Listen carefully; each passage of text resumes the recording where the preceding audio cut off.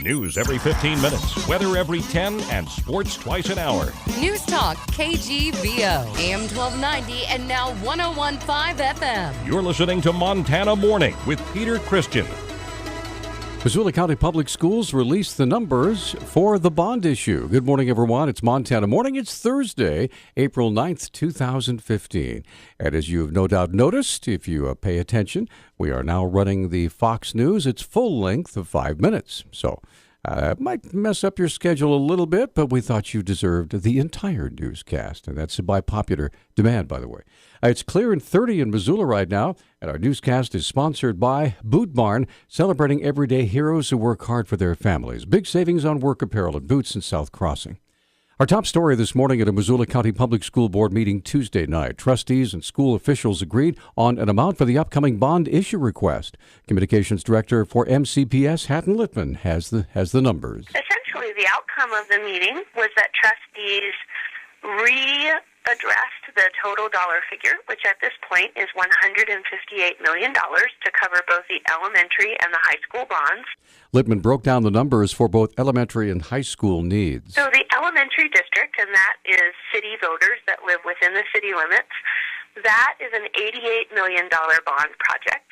And then the high school district, which is city voters as well as county voters, that's a $70 million bond project. Littman relates the increase in property taxes for both city and county residents. If you live in the city and you would be taxed for both the elementary and the high school projects, it'll be a little over $200 annually. If you're a county taxpayer, you would only be paying on the high school bonds project, and that would be about $70 per year on a $200,000 home. Littman says should the bond issues pass, construction on the most needed projects would begin almost immediately. The House has voted to blast a Republican lawmaker's Medicaid expansion bill out of committee and onto the floor for debate. The motion passed 52-48 yesterday. 11 Republicans voted with all 41 Democrats to support the move after about 2 hours of back and forth over procedural rules and whether the blast should be allowed.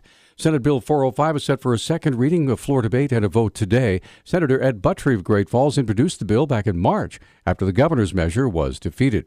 Buttrey's bill would accept money from the federal government for expanding Medicaid to low-income Montanans, but would require them to pay premiums as well as co-payments. Buttrey estimates about 45,000 Montanans would enroll in the program over the next 4 years. Many Missoula veterans are concerned about plans to move the Veterans Administration Health Clinic into a new building. Chris Polionis is a local Vietnam veteran who has volunteered for 9 years in the VA's Vet-to-Vet PTSD service program.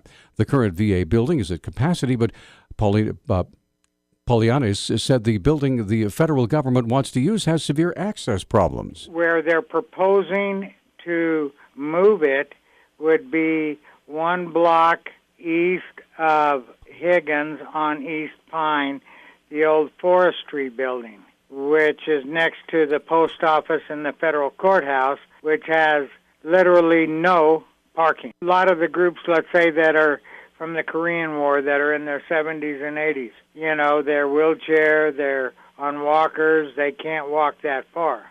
Polionis says issues like access have dropped the Montana VA healthcare rating from being one of the best in the country to one of the lowest ranked. They have dropped down to 126 out of 128. These issues of not having enough professionals, not having office spaces, not having, the ability to conduct all of the things that are necessary for the situations the veterans are faced with. There are empty office spaces near the current VA clinic location on Palmer, but the decision makers in Washington want to use the forestry building because it is federally owned. Lawmakers are considering changes to Montana's DUI laws, including doubling fines and giving offenders driving permits. The Senate Judiciary Committee heard House Bill 488 on Wednesday. The bill would double minimum fines for driving under the influence and clarify that the same penalties apply to people driving high on marijuana. Valley County officials will consider hiring a professional process server to find disgraced former county treasurer Valerie Stamey so she could be officially served with a lawsuit. County Commission Chairman Jeff Burrows says the time has come to bring the entire episode with Stamey to a close. We will follow up on leads, but I think a professional process server, that's what they do. We've tasked county attorney and sheriff with some of these duties, and they've got other stuff to do, so we can't really assign a full-time person. At this point, we're just looking at options to serve her with this.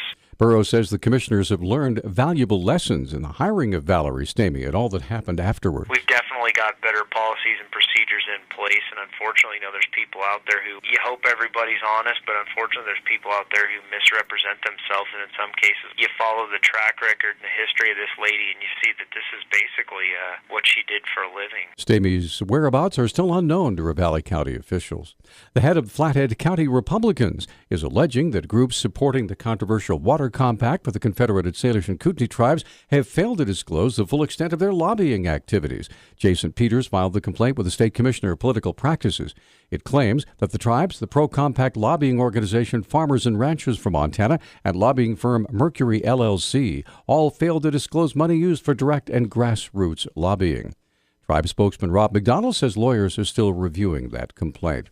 The Montana Department of Revenue is increasing staff and availability in the run-up to the April 15th election, run-up to April 15th tax day. Public Information Officer Molly Peterson explains how those extra resources are being used. Every year before tax day, April 15th, we expand our call center hours to better accommodate taxpayers who need to call in with questions about filing their taxes. Normally our hours are Monday through Friday, 8 to 5.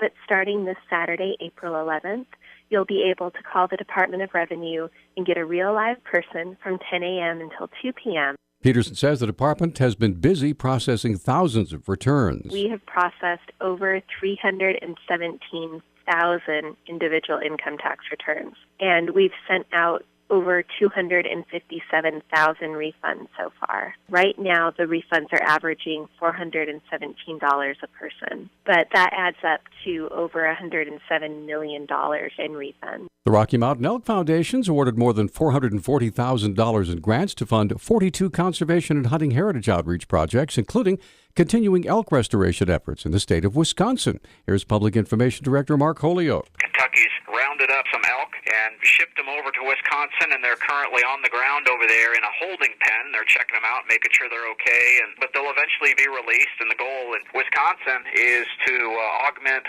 one of the herds that's there and establish a new herd in a different part of the state. Since 1990, RMEF and its partners have completed 322 conservation and hunting heritage outreach projects with a total value of $6.9 million. That's in Wisconsin. Our News Talk time is 6:12. News Talk, KGVO. Missoula's official weather station. Look for a mix of sun and clouds today with a slight chance of an afternoon shower. Highs will top out in the upper 50s and low 60s. We'll see our lows tonight dropping into the mid 30s. I'm meteorologist Brooke Foster for KECI 13.